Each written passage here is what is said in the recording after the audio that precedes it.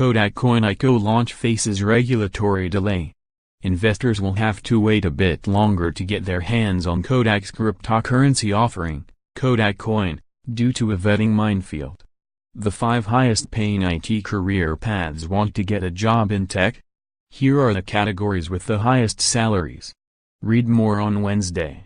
The tech giant revealed new details related to its initial coin offering, ICO, first announced in January.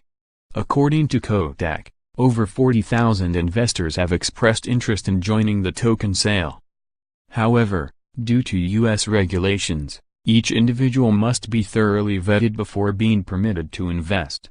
ICOs are similar to traditional IPOs offered by companies.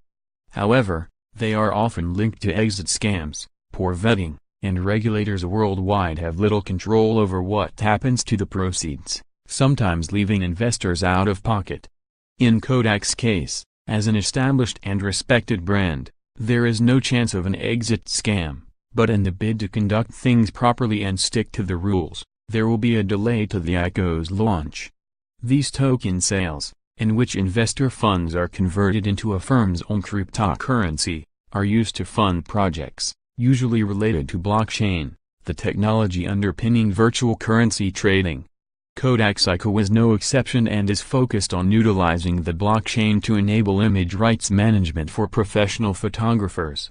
With KodakCoin, participating photographers are invited to take part in a new economy for photography, receive payment for licensing their work immediately upon sale, and, for both professional and amateur photographers, sell their work confidently on a secure blockchain platform, Kodak said.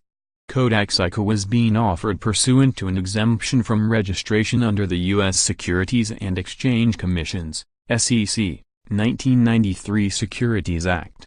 Under the terms of these regulations, every investor participating in the KodakCoin event must be vetted, and this also means that many of us are banned from participating.